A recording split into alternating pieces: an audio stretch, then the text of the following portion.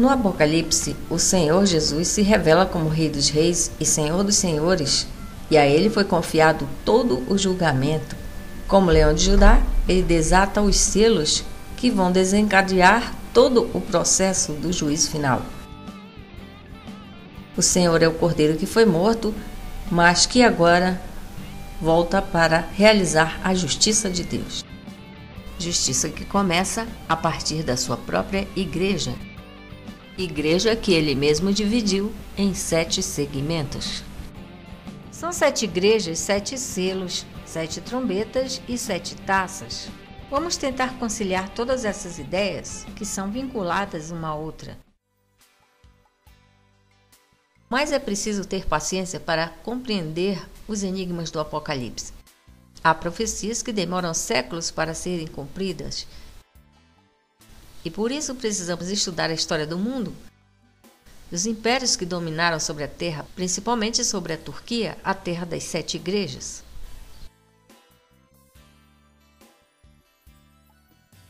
O profeta Daniel nos fornece uma escala da sucessão dos impérios que dominaram a terra.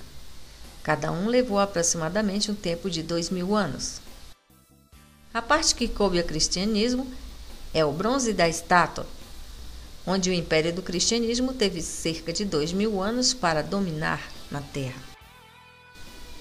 Vamos dividir esse tempo de 2000 anos por 7 igrejas e chegaremos a um tempo aproximado de 300 anos para cada fase, fases essas que foram dominadas por diferentes impérios. Então vamos começar nossa investigação sobre o juízo de Deus que é trazido pelo Leão de Judá e executado pelos anjos que o obedecem.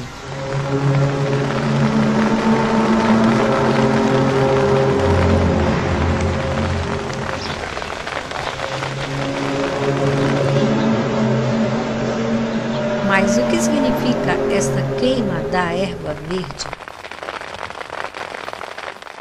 Desde o Éden, a árvore significou o conhecimento. O Salmo 1 compara a uma árvore aquela pessoa que medita dia e noite na lei do Senhor.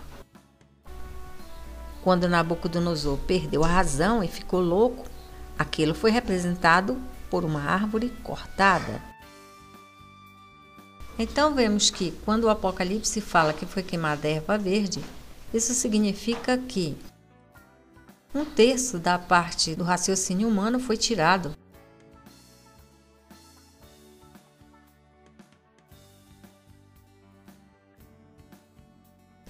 Segundo a opinião de alguns estudiosos, nos primeiros 300 anos da Igreja, os cristãos tinham um jeito essênico de ser. Os essênios eram vegetarianos e guardavam o sábado. E eles foram responsáveis pela preservação de grande parte das escrituras em aramaico que foram encontradas em Qumran, no deserto da Judéia, onde eles viviam em uma comunidade próxima à cidade de Nazaré, e por isso eram chamados de nazarenos. Quando o cordeiro abre o primeiro selo, ele solta o cavalo branco, que vem com um arco e uma flecha. O arco e a flecha simbolizam a palavra. E segundo os documentos encontrados pelos pesquisadores, vemos que o mundo de então fora todo evangelizado. O único contratio que há na carta aos Efésios é que eles deixaram o primeiro amor. E então, o castigo que o tipo Éfeso recebe é: removerei o teu candeeiro do lugar. E aconteceu que veio a perseguição prevista por Jesus e os essênios tiveram que fugir dos romanos. Um dos curiosos fatos que comprovam isso foi que foi achado um manuscrito em aramaico, o Evangelho de 12 Santos, em um monastério budista na Índia. Na carta a Éfeso, entendemos que este juízo virá sobre os que se acomodarem apenas no conhecimento, na letra.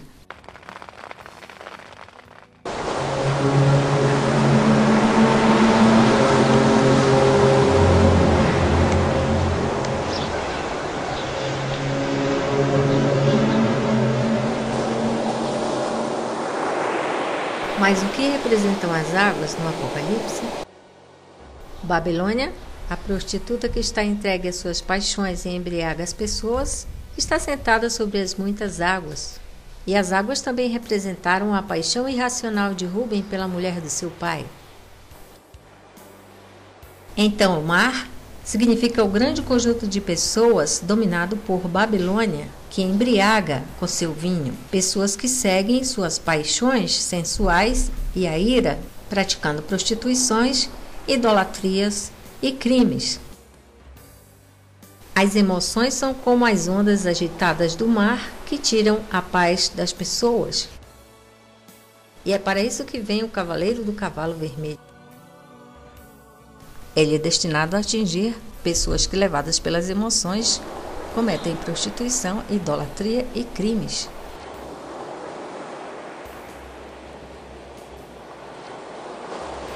Eles são condenados pelo leão de Judá a viver no mundo dos vampiros depois de mortos.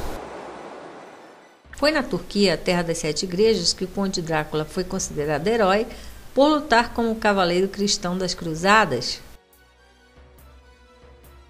O modelo Esmirna corresponde à época em que o imperador romano Constantino se apoderou da liderança da igreja e fundou uma nova capital na Turquia, em Constantinopla, fazendo os crentes se sentirem esmagados pela pressão do governo.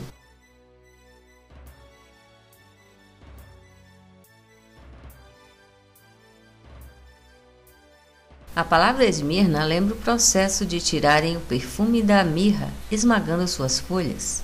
E perfume significa sentimento.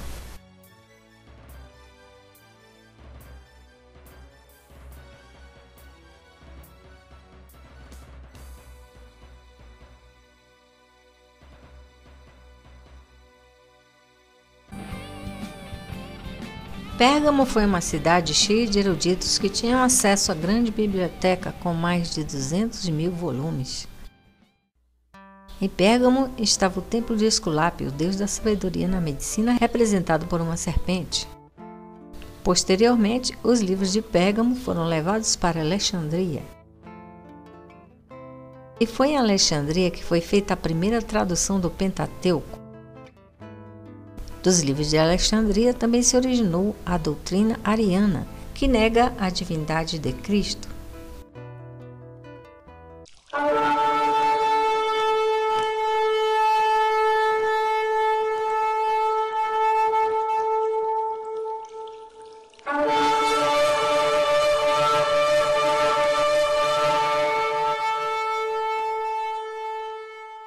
As fontes das águas são os profetas e os pregadores da palavra, que antes jorravam água doce de salvação e depois passaram a jorrar águas amargas, negando a divindade a Cristo.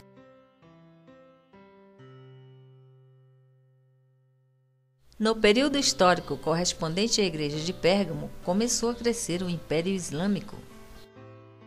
Os muçulmanos consideram Jesus apenas como um profeta e afirmam que é blasfêmia dizer que Jesus é o Filho de Deus. O Islã nega a graça e diz que cada um receberá o que merecer por seus pecados. E disso trata o Cavaleiro Negro, o que traz a balança do juízo de Deus nas mãos.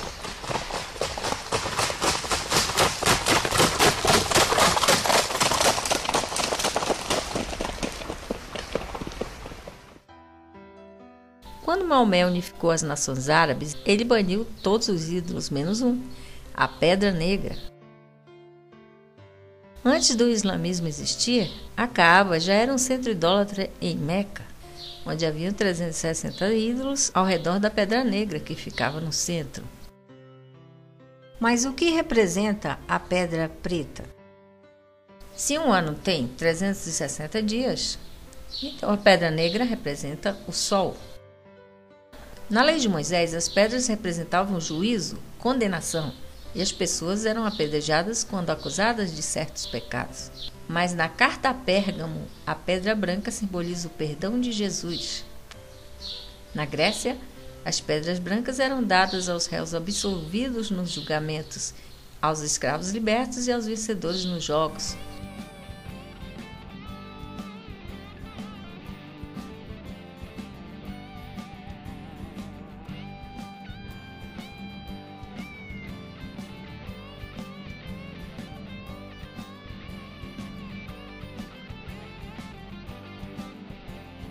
O anjo que chama as aves predadoras está no Sol, e isso pode estar relacionado ao fato da idolatria do Sol ter sido incorporada ao cristianismo quando o imperador romano Constantino se apropriou da liderança da igreja. Ele baniu o mandamento do sábado e colocou o mandamento do domingo, dia do Sol Invictus, adorado pelos romanos. Alguns historiadores dizem que a cruz que foi incorporada à bandeira do império não era a cruz de Cristo, mas sim o T de Tamuz. E assim, a quarta igreja é relacionada ao quarto cavaleiro.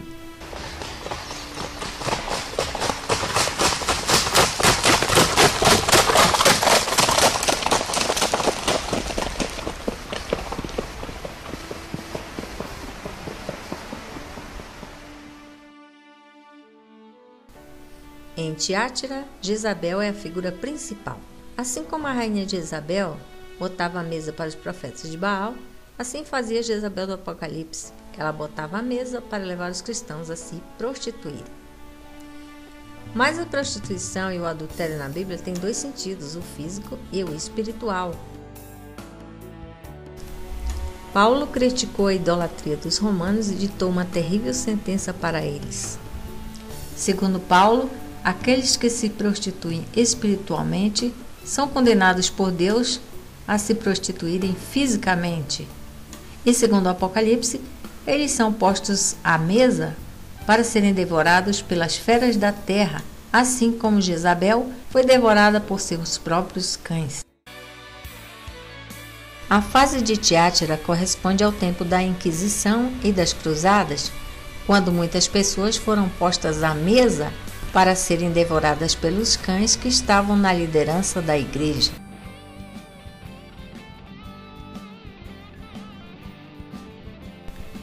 Na fase histórica correspondente a Sardes, aconteceu a Reforma Protestante.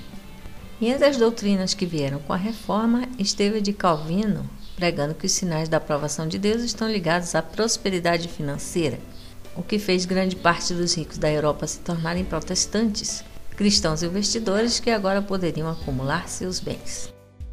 E dentro desta teoria, cabe a atuação dos gafanhotos no cristianismo, pregando a prosperidade avarenta dos que pagam pelos serviços dos sacerdotes, que por sua vez aproveitam-se dos escritos de Malaquias para transformar a igreja em lojas de comércio.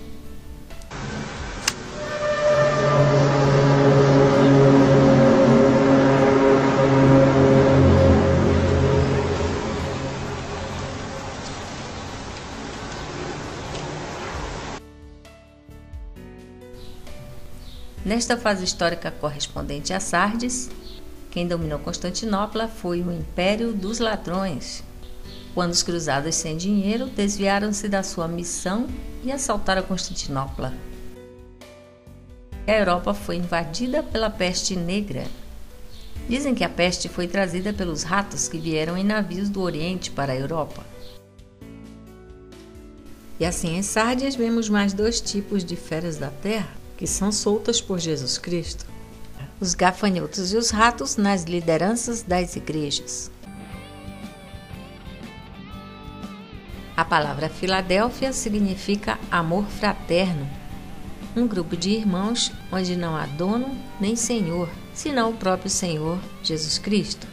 Os crentes de Filadélfia recebem nomes sagrados sobre si, porque são virgens. Eles não se contaminaram com mulheres. A mulher na Bíblia significa cidade ou igreja. Então, ser virgem no mundo espiritual significa não estar preso a nenhum sistema denominacional, a nenhum aprisco, mas pertencer a um rebanho livre.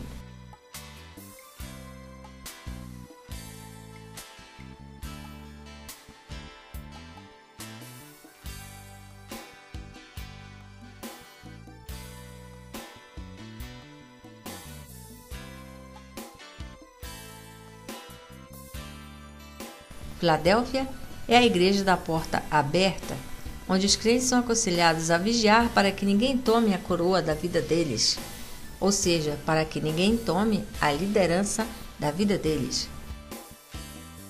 Na fase histórica correspondente a Filadélfia, a Turquia estava debaixo do domínio otomano, que foi chamado também pelos historiadores de a Sublime Porta, pelo costume que eles tinham de realizar festas junto à porta da cidade.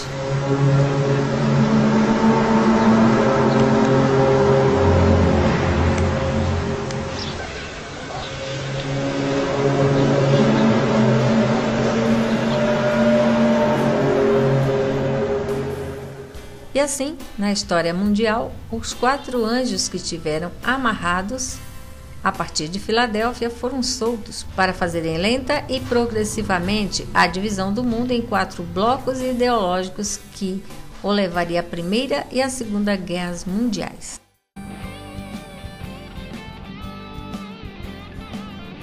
A palavra Laodiceia dá a ideia de juízo popular, de democracia, e foi justamente nesta fase que as nações proclamaram suas repúblicas, repudiando os impérios que as dominavam. A Turquia proclamou sua independência em 1923, libertando-se do Império Otomano. A carta Laodiceia mostra cristãos que estão financeiramente fartos, mas espiritualmente estão cegos e nus. Laodiceia é a figura dos crentes do final do tempo do cristianismo, cercados de confortos e prazeres, indiferentes ao pecado, visando apenas a parte da prosperidade financeira, deixando de lado os ensinamentos morais e espirituais de Jesus Cristo. E já que Laodiceia tornou-se indiferente, nem quente nem fria, o Senhor diz que vai vomitá-la da sua boca. E no final do tempo de Laodiceia, o Senhor parte então para julgar aqueles que destroem o planeta Terra. E acontecerão muitas catástrofes.